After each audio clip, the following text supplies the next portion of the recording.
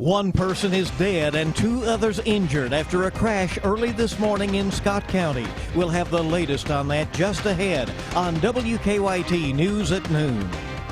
Berea police have identified the man who they say could be connected to multiple Dollar General store robberies. Hundreds of fans are camped out right now outside of Memorial Coliseum. Coming up, we'll talk to a few fans who say they've been coming here for years.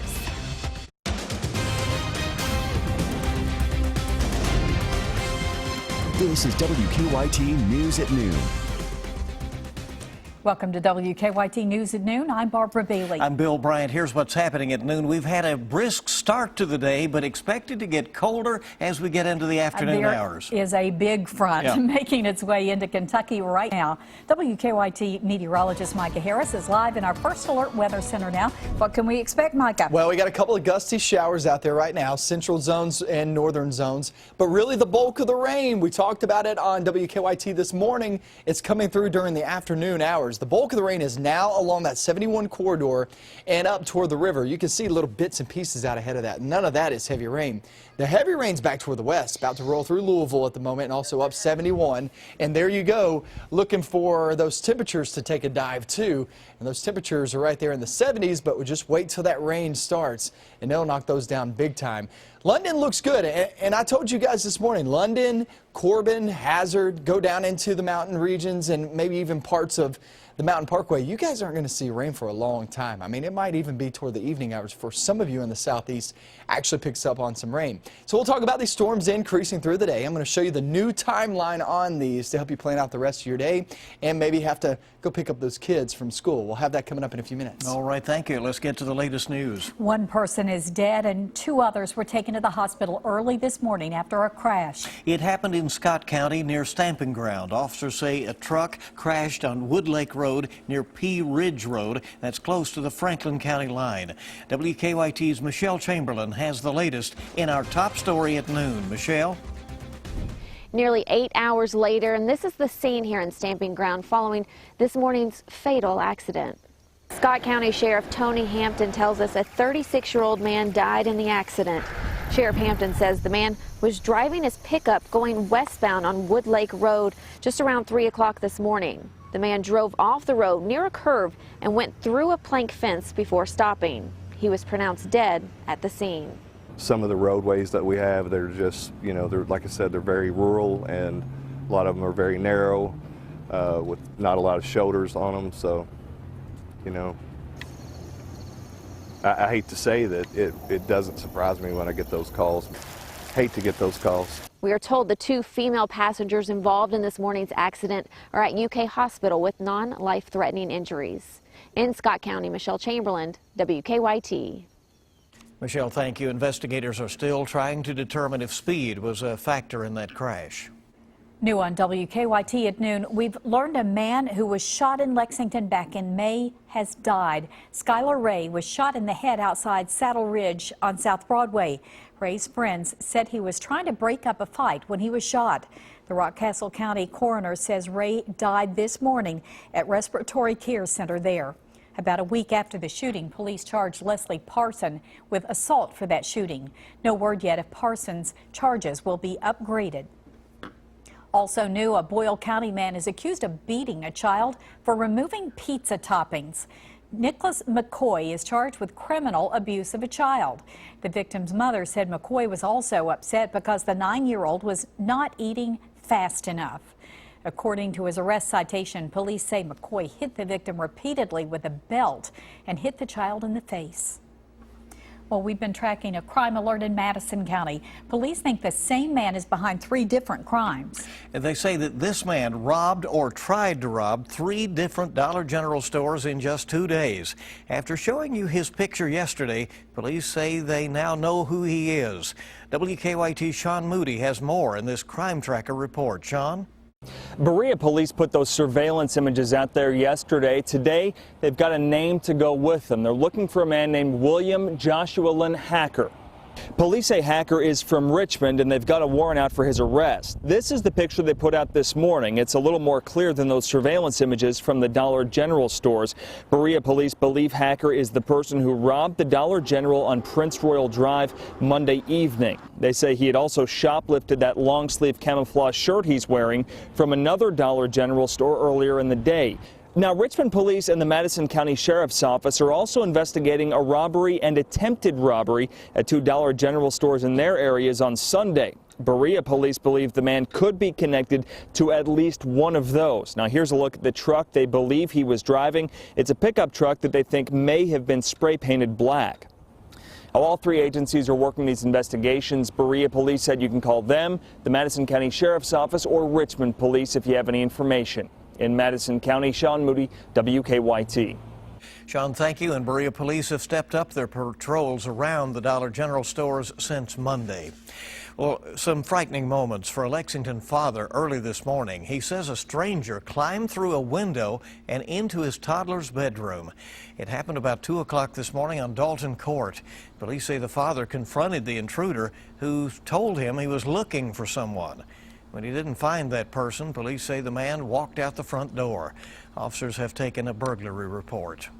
Voters in multiple Kentucky communities have approved alcohol sales.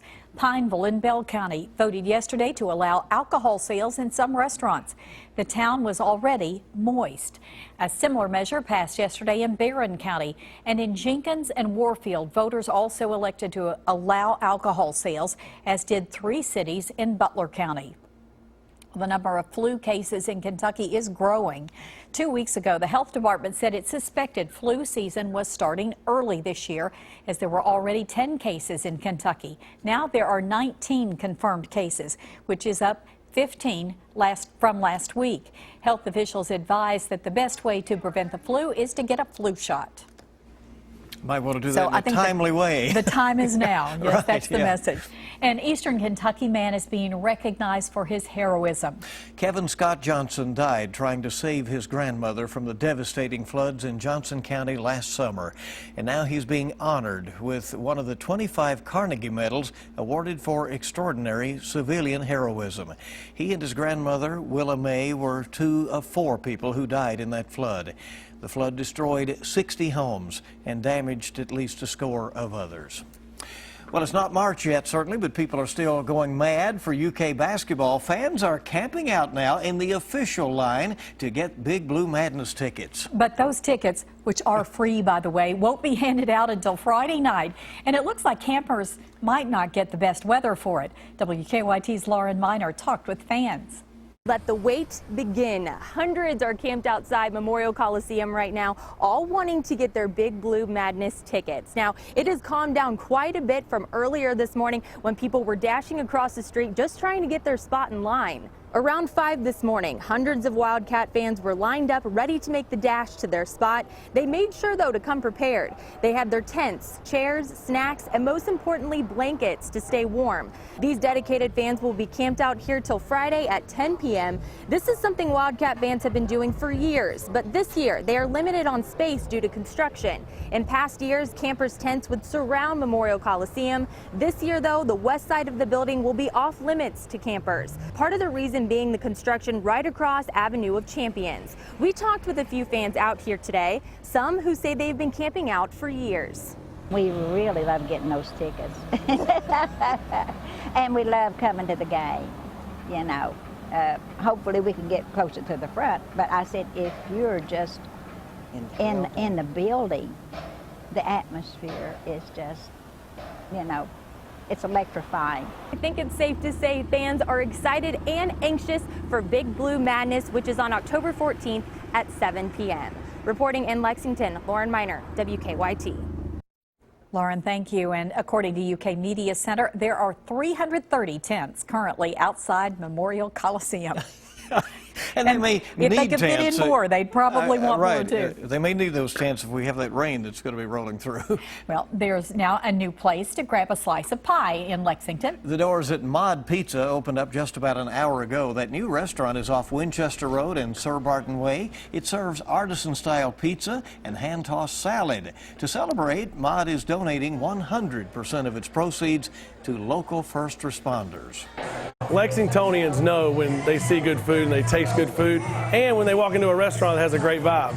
And Mod has all of those things. Managers say they're planning to open up a second Mod Pizza in the Tates Creek Shopping Center in December. Hope you keep it here on WKYT News. A man who's described as changing the course of human history has died. More on the services planned for former Israeli President Shimon Peres. Coming up on WKYT News at noon, Kentucky's #1 midday news. Welcome back, and it's good to have you with us on WKYT News at noon. Former Israeli leader Shimon Peres has died in Tel Aviv 2 weeks after suffering a massive stroke. The 93-year-old is being remembered as a true visionary and a man of peace and principle. Terry Okita has more on the tributes to Peres. Israeli leaders held a moment of silence to mourn the passing of one of their country's founding fathers, Shimon Peres. As Israel's president, Shimon did so much to unite the nation, and the nation loved him for it. The 93-year-old statesman suffered a stroke earlier this month and died at a Tel Aviv hospital Wednesday, surrounded by his family.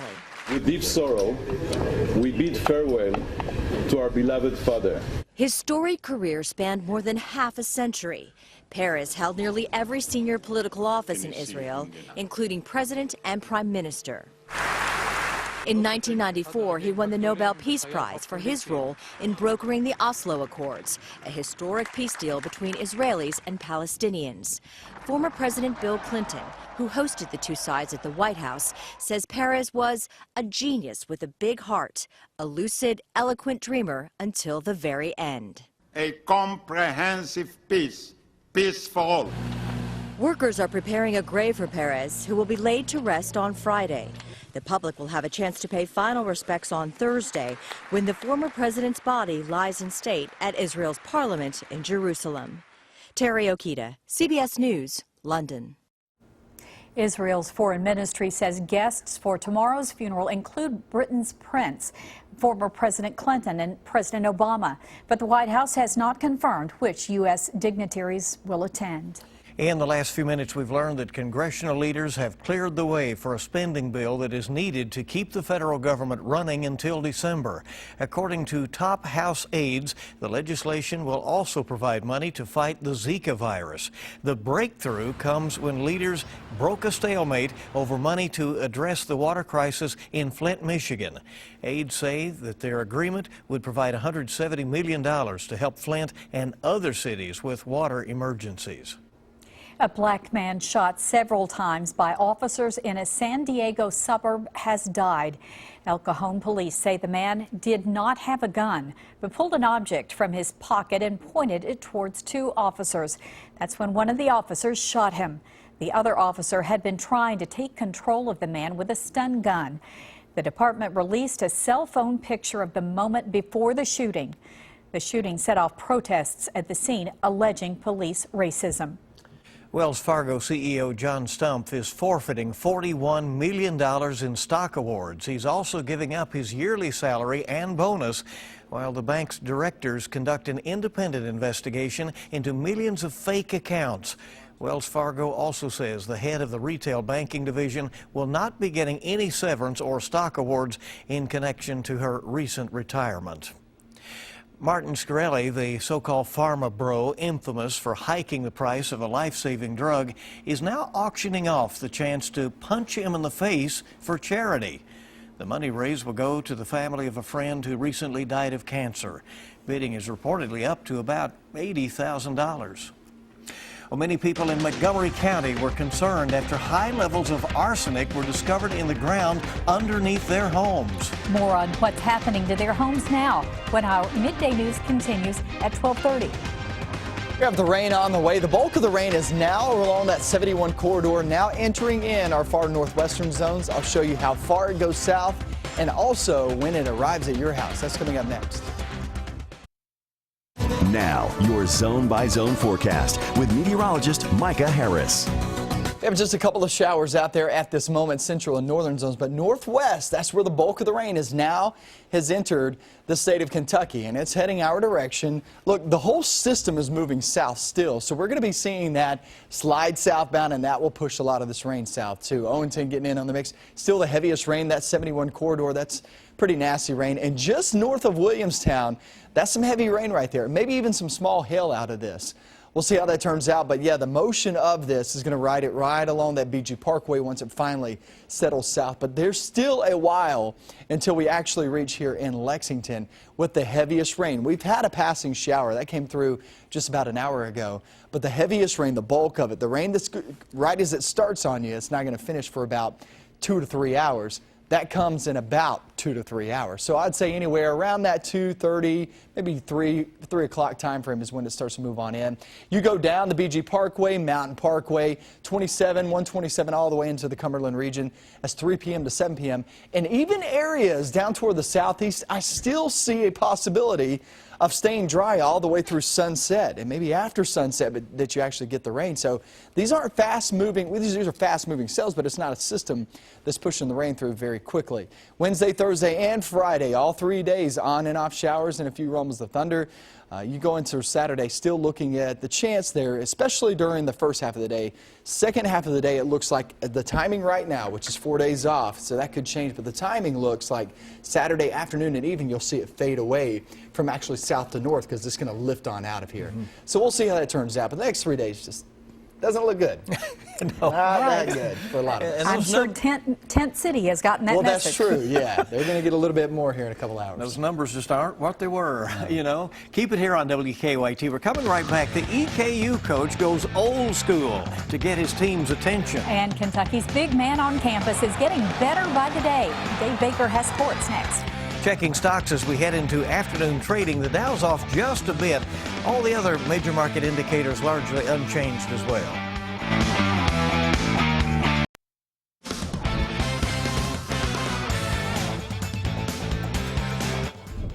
There have certainly been some up and down aspects of the Kentucky football team the last couple of seasons, but one thing you could count on game in and game out, the big play potential of Boom Williams. He's averaging 116 yards per game, 8 yards per carry, and that makes him the third leading rusher in the SEC. Boom's been an explosive back ever since he set foot on campus. Now he's maturing as well. He's really grown up. He's really maturing, and he's really, you know, it's great to see Boom because it's, you know, this game is so mental. You know, it's such a big part of it, and he's maturing. He's always been a talented guy, but he's more detailed in his runs, and his mentality is much better. It's great for him to see, you know, him on the sidelines, you know, smacking Benny on the head and giving him a high five and cheering it and with that compliment instead of it just being about Boom. Boom's going to get his. Benny's going to get his, too, and they better get a bunch on Saturday. On to the toughest game of the season at #1 Alabama, Saturday, 7 o'clock. The game is live on ESPN. Well, if you've ever played football, you know that if you make the same mistake over and over again, there will be consequences. And the men at EKU have been finding that out the hard way during their off week. Coach Mark Elder said among the things his teams worked on, penalty yards. They averaged 99 penalty yards a game. Now, Michael will remember this. Those up downs you had to do if you screwed something up. Elder said he made his team do an up and down for every penalty yard the Colonels had against Ball State, which totaled 128. You do 10 of them, I mean, guys can handle that. You do 30 of them. You know, sure, yeah, that was a tough workout. That's not that big a deal. Very similar to you have 25 or 30 yards in penalties. That can cost you if it's at inopportune times, but that's not going to be a deciding factor in a game. You have 128 of them, whether it be yards, in penalty yards or up downs, you feel it, and it starts to get real. Tonight on the Big Blue Insider with Dick Gabriel, it's the ever-popular Insiders Roundtable, live from the cellar with the voice of the Cats, Tom Leach, and former Wildcats Jeremy Jarman and Max Godby. That's at 6 on 630 WLAP. We understand Micah was 5 seconds over on his weather forecast, so if he could give me 5 up downs, we'll be ready to go. That's a look at sports on your Wednesday. I guess he's glad the EKU coach is out here timing. Micah, he means that. He means it, okay? There's more to come in our next half hour of WKYT News at noon. We're tracking the weather, cold front and some colder weather moving into the area. How will that affect our weather? It's coming up ahead. Also, several families have been relocated after high levels of arsenic were found in the ground along a county road in Montgomery County. That's coming up on WKYT. Tonight's Powerball jackpot is $60 million, and Friday night's Mega Millions jackpot is $30 million.